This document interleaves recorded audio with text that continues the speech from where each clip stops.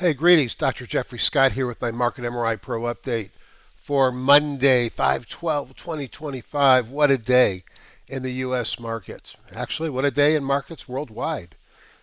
Begs the question, will less bad news lead to newer highs? Who knows?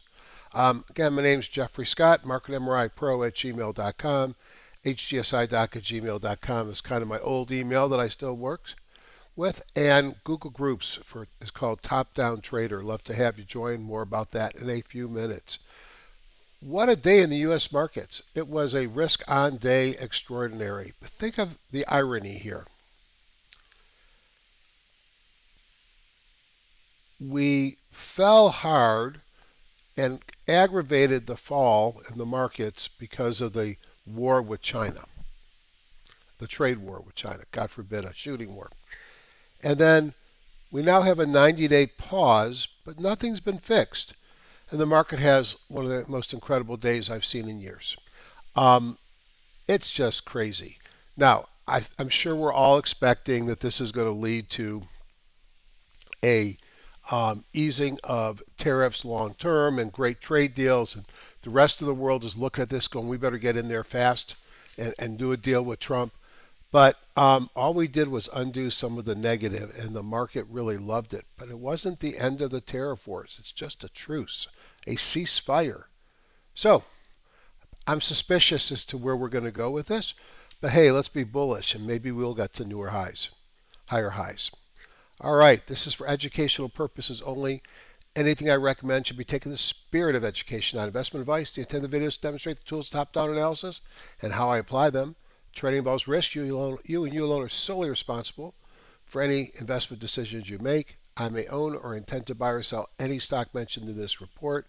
Trading stocks and options should be considered risky. You should consult with your financial advisors before making trades. And I have tools for multiple platforms, but am an independent trader. Just to remind everybody, the Orange County meeting, I should take off the 300 because it's not available anymore. June 6th through the 8th at the Tustin, Orange County, California Residence Inn and Suites. It'll be $400 registration now until the time we do it. Yes, we will have an internet option. If you can't attend live and you want to watch it live on the internet, go for it. Same $400. If you attend live or you do the internet, you'll get access to my PowerPoints, and I'll be giving probably 6 or 7 of the lectures and the videos of all the speakers for the 3 days. And we'll certainly do at least one follow-up video to review things that we discussed at the meeting. Every year we have a handful of people that sign up knowing that they can't attend live, so they get the follow-up meeting and the videos. Something else, I've talked with Praveen, and we are going to give everybody who attends that doesn't already own a license for Market MRI Pro, we're going to give you, we'll give it to you the week before the meeting to get you set up, and then leave it on for the following 2 weeks afterwards. So you get 3 weeks free to play with the tool, and then they'll have a special discount that we'll offer at the meeting. That'll probably be as cheap as it's been ever. So more information, contact Greg Mills at gam72054@aol.com. Praveen sent me a note this evening and said he checked with the residents in. They want $1,000 a night. That's crazy. I went online. I went to hotels.com. They have some rooms for $179, but there are Fairfield Inn and Suites, Holiday Inns, and other hotels all around. And this is just look around Santa Ana Airport in Orange County. Plenty of places. Now let me tell you about the speakers that we have lined up. I mean, I've been coming to this meeting for a long time.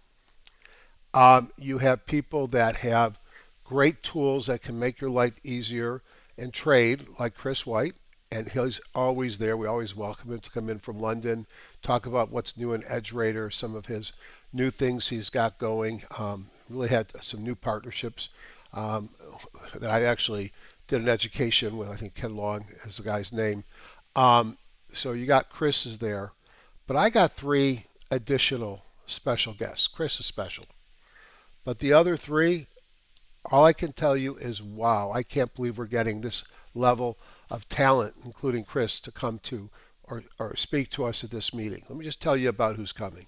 John Person, friend of mine, started as a customer I bought his professional package for trade stations, like $4,000. I bought it probably circa 2010. I moved to Florida in 2013, and one day I was listening to him talk, and I looked up his address and realized that he literally it was across the intercoastal from my condo on the ocean. Went over to his office. We've become good friends ever since. John is he's everything. He's a brilliant man. He's an author. He owned a futures brokerage for a while. He now professionally manages money. He's got indicators in Thinkorswim. He's got them for TradeStation, Trade Navigator, Wealth Charts, among other programs. Super smart, super trader, and a great speaker. And he's going to speak to us. And hint, hint, you might see some of his stuff showing up in Market MRI Pro. So John will be zooming in from Florida. Dan Fitzpatrick. I have been subscribing to Dan Fitzpatrick for so long I can't even remember when I started. And why? I kind of look at him as sort of my validation guy. And what do I mean by that? Um, I always do my own workup, figure out what I want to buy, get my own impression of the markets.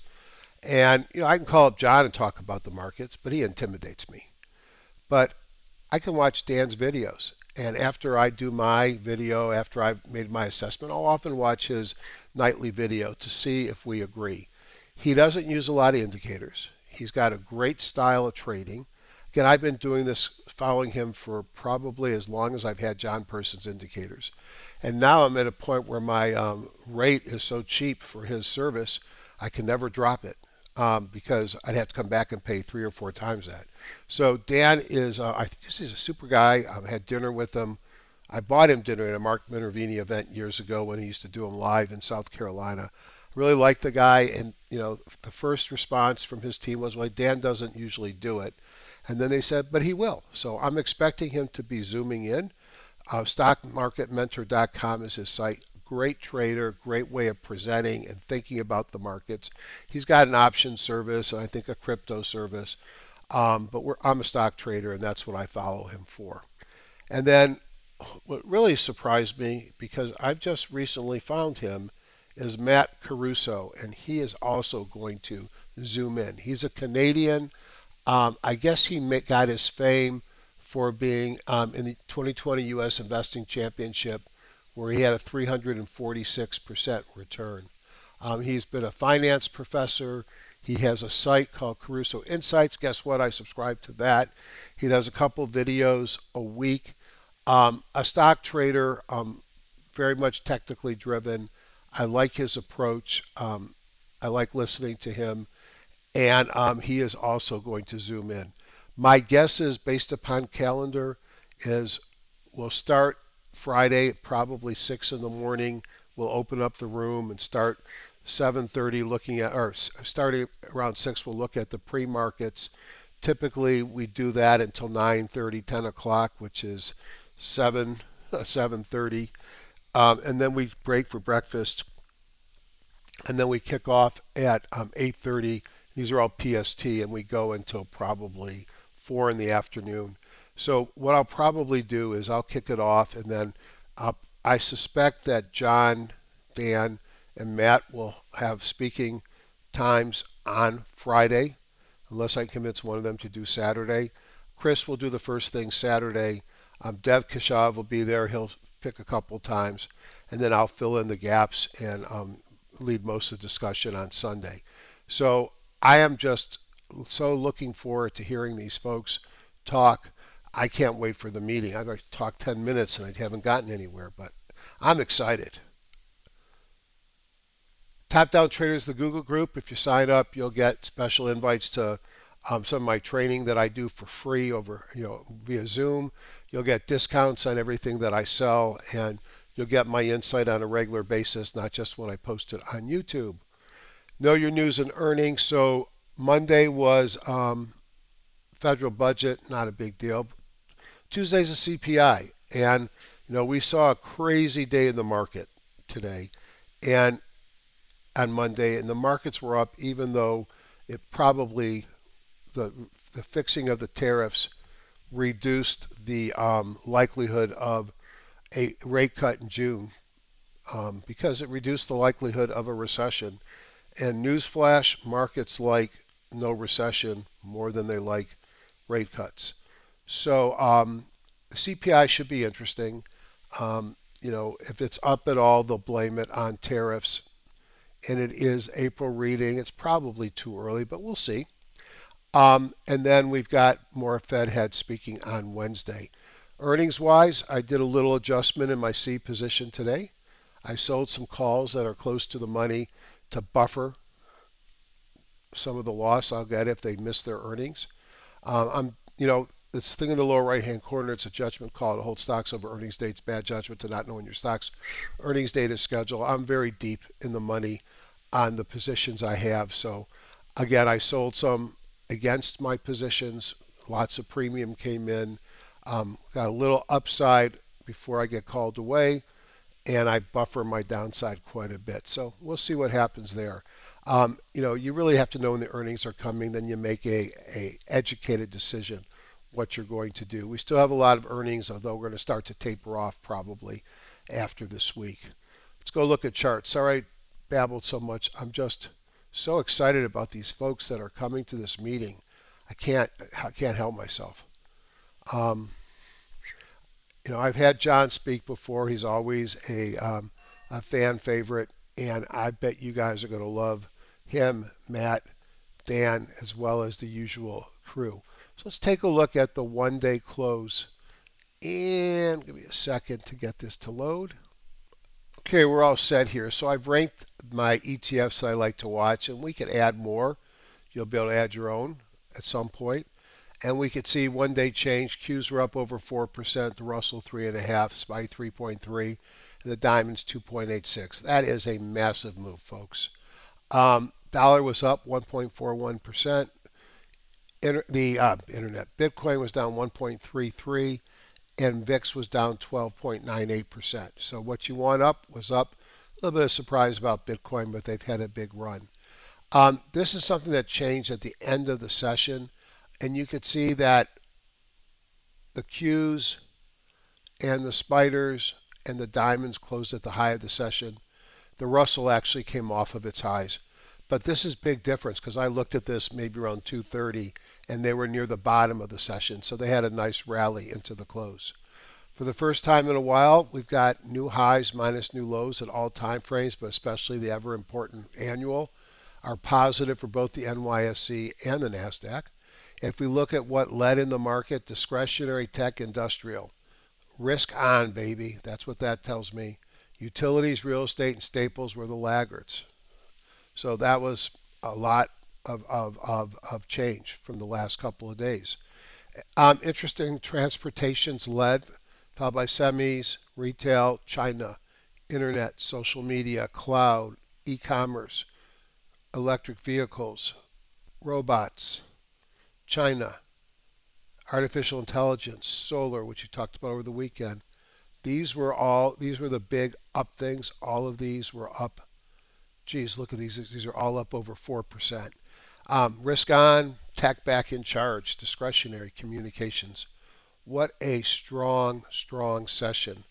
Over here, three indexes, very different. Love the S&P 1500.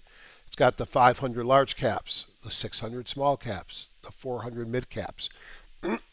Gives you a great representation of what's going on in the market. 10 out of 11, I guess this would be, of the sectors were up, which is much higher than yesterday. All right. Only sector down looks like it was utilities, and it was down a bit. Here it tells me that 85% of the industries were up, 86% of the stocks, and we'll talk about this one some other time. On the NASDAQ, think of tech. All the sectors were up, 81% of the industry groups, 74% of the stocks were up. And the NYSE, think about banks, oil, 10 out of 11 sectors, 91%, 82% industry groups, 76% stocks. Now, the cool thing about these charts is they update real time during the day. All you got to do is come in here You click that and they'll update them for you. I don't stream the data because it doesn't make that big of a difference. It takes 2 seconds to update it during the day. I check it all the time to make sure it really is that fast, and it is. So super, super bullish. Is it too bullish? Remember my buckets? We have shifted far to the right, and we'll probably need a pause here. We got 23% of the stocks NYSE are now trading above their Bollinger Bands. 32% in the S&P 1500, 16% in the NASDAQ, and 25% in the Russell 2000. The only one, well, that scares me a little bit is the S&P 1500 at 32%. I think this is just what happens after a massive day. But what do you expect to happen tomorrow? Yes, the CPI could goose the market higher if it comes in low. Um, but I think the natural thing to expect is for a few days of the market to consolidate this, and that would be healthy. So we got short-term extended really quickly. On the market breadth, what I wanted to show you is big breakout above the 200 on the NYSE, which struggled here for several sessions. Let's spread those out a bit and look at that. So it struggled for 1, 2, 3, 4, 5, 6. On the day 7, it broke out and closed above. Wow. Look at the NASDAQ. Not only did it break out, closed right by the high of the session, as did the NYSE. Very bullish. Volume, a little lower on today versus Friday on the NYSE, and it looks like a little higher perhaps on the NASDAQ. Stocks above the 20 in green, 50 in white, 200 in the red have moved up, and they are getting to areas where typically you see the markets reverse from. So that's a little concern. If you look at new high, new lows, positive on both the NYSE on the left, NASDAQ on the right. AD lines very positive as well as up-down volume.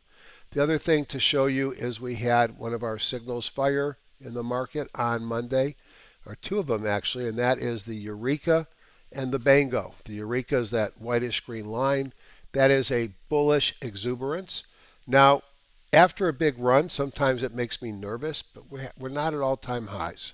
So I think that's just sort of a sign similar to an O'Neill follow-through day, which the markets had today, which just further reinforces the strength. And the Bango is the opposite of baby out with the bathwater. This is buying everything in sight, just a strong buying day.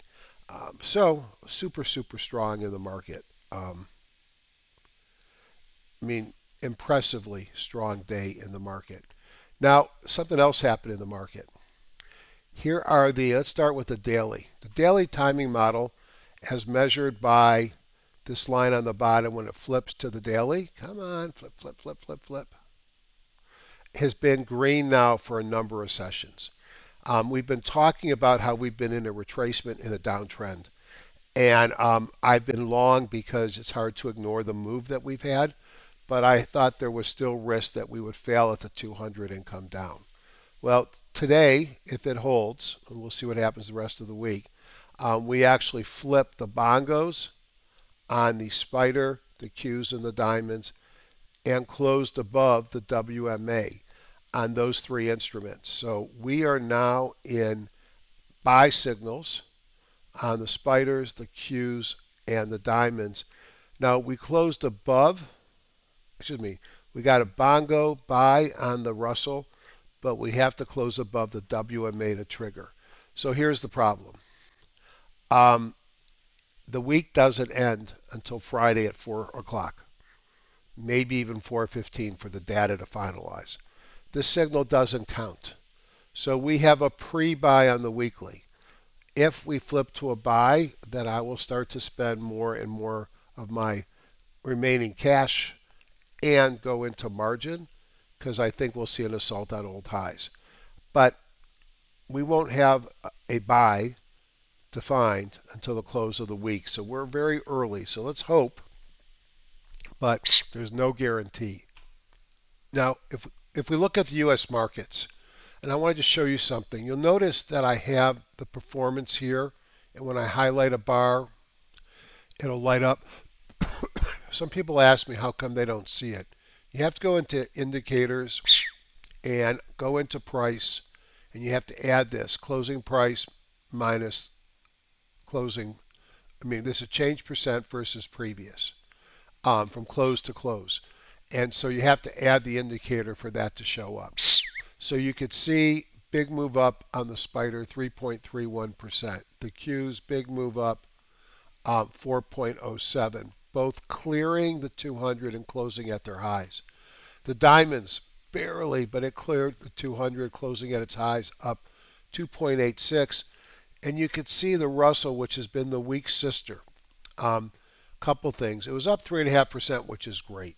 It's the only one that closed below its open, and it's nowhere close to the 200. But it certainly looks better. The VIX dropped another 16%, now back down below the 200 from where we were living early in this year before the market got weak. And the dollar, with the risk going up, the dollar went up as well. And look at the bullish pattern here, gap volume breakout momentum on the US dollar, which cleared the 50 and was up considerably. Let's move it so we can see it. Oh, there we go. And now we'll highlight it. And the dollar was up 1.41%. Commodities, well, the dollar's up and market's strong. You might expect gold and silver to sell off. And to some extent they did. Gold was down 2.82% with a doji. Silver was down only 0.5%, but it's sitting right around the 50 where gold is still above it. Oil gapped up but traded below the open, closed up 1.48%, was much higher during the session. Natural gas also eased off of it, well, closed where it opened but eased off the prior close, down. Oh, it's not going to tell me. Come on, I got to get that arrow in the right place. Minus 3%. And you could see, like the dollar, the 10-year was up considerably, 1.83%, and the 30 was up 1.24%. Just a risk-on session in the U.S. markets. We've looked at these. If we look at the ratio charts, you could see Bitcoin weekend. These are all ratios. This is Bitcoin. The rest of them you could see underneath or up at the top in green what the sector is. And, look at communications. Take a look at Netflix. Had a rough session. You can see net communications was down a lot versus the spider. Now, XLC was up, but it just was up less than the spider, hence it turned down. But look at what's going on here. Discretionary has come off its lows nicely. Technology XLK also looks great. And the defensive things, the staples have weakened, utilities have weakened, real estate has weakened, and healthcare has weakened. And what else do I see? Industrials are also very strong here, been strong. So that's my market assessment. So bullish, but I think we need a pause here. With the big news to come with the CPI, you can still see the market spiked. But wow, for news that really was just a ceasefire in a war that's not over, the market really had an impressive move, didn't it? The JAS layout is how I like to dissect the market. I add under JAS here, I add the NASDAQ, the NYSE, and the Amex. I set a filter for $1 and 100,000 shares, and I always get somewhere in the 34, 3,500. After a big move day, a lot of stocks got above $1, so now we're at 3,638. Then I can look at those stocks from a top-down perspective, and whoa, sea of green. Love it, love it, love it. Now you might ask, but Jeff, you said utilities were negative. The S&P, excuse me, 500 utility sector was negative, but all the utility stocks that are in my data set, actually the average was positive. If we look here, the lead being technology. Interestingly, healthcare, hard to believe, but they had a turnaround. Let's look at healthcare or technology tonight. Let's look at ranking the industries in healthcare, and let's take the top, and rather in technology, let's take the top 5. 1, 2, 3, 4, 5. Gives me 205. I'm not interested in 205 charts. So let's filter for $5 and 500,000, and that gets me to 131. Let's rank them by short-term momentum, and let's just go down the list and see if anything looks actionable. So the first one that'll pop up is MPWR, and the first one always takes a little longer. Beautiful run up into the 200. You might expect resistance here and maybe a little bit of a flag to form, but you had volume breakout, momentum, relative strength, and OBV look great. CLAC, KLAC, ran into the 200 and then gapped up on volume. Now you can look up here and that'll open up the fundies. It tells me next earnings are not till July. Last earnings were April 30th with a big growth and a surprise on earnings and revenue.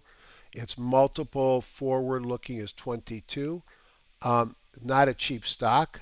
If I want to know the news, I could flip over here and cash dividend.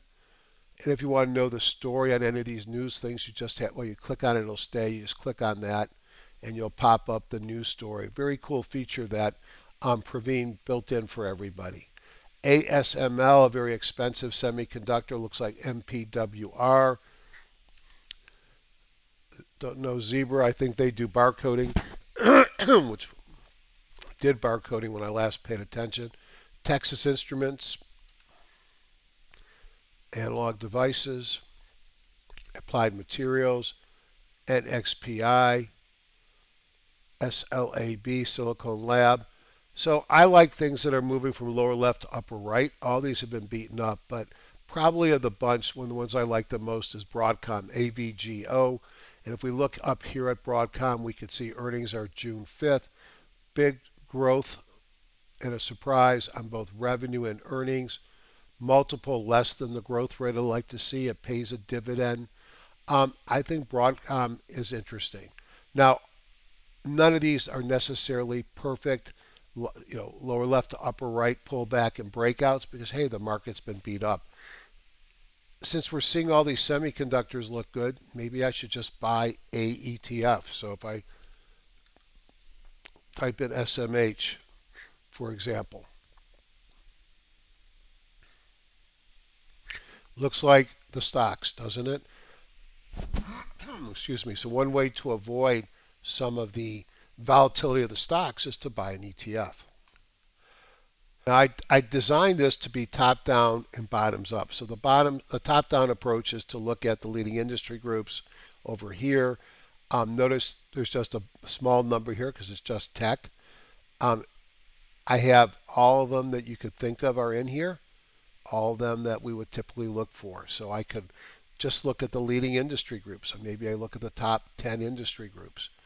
And you have a big mixture, not just technology. Lots of different ways to do top-down analysis. I also like bottoms up. And if I go back to the impulse list, what I might want to do is add one of my favorite signals, which is a 2-day momentum up signal if I'm looking for bullish stocks. Let's just look at these very quickly. D Loco Limited still below the 200. Why did it trigger? Because of these two blue dots here. Our momentum 2 days in a row had a squeeze. First Solar was one that we talked about this weekend. Don't normally buy stocks below the 200. I did take a position in First Solar. Closed right off the high. Remember yesterday we looked at Enphase and Solar Edge as well. First Solar looks interesting still. SHO, Sunstone Hotel Investors, went over the 50. I don't know much about this stock, so I might always go up here. Pays almost a 4% dividend, makes money. TBCH, Turtle Beach, I think they used to be called HEAR. And then YPF is the one that I probably like the most of this bunch. A lot of people are talking about perhaps you should be buying energy at this low price. And YPF had a big run up and a pullback and a breakout here. You look at the blue dots that have come in, the separation relative strength versus its moving average OBV, increasing volume, not extended. So this batch, I still like First Solar and I like YPF. Another thing I like to do is let's take off my filters and let's just put on the $5 and 500,000 shares. Let's look for pullbacks and uptrends. Let's hit OK. Let's rank them by dots. And let's just look at what comes to the top. Bloomin' Brands. All right, so retail, not my cup of tea. But if I want to critically look at this, it's got a higher low here. CPR is one of my timing models. Gap, volume, breakout, momentum, relative strength turning up, and OBV. Again, I don't like buying things that I've sold off like this. Yeti, similar, but had a big breakout above the 50. And I'll go down this list, Valvoline, and see if anything comes up that meets my typical buying parameters. And again, the markets has recently sold off, so we're seeing a lot of things that are bouncing after a sell-off. And what's cool is how fast I'm able to fly through these, even though it's a online program. So I'm not sure I've seen anything that's beat the two that I showed you already. Patriot National Bank, cheap bank, never mind.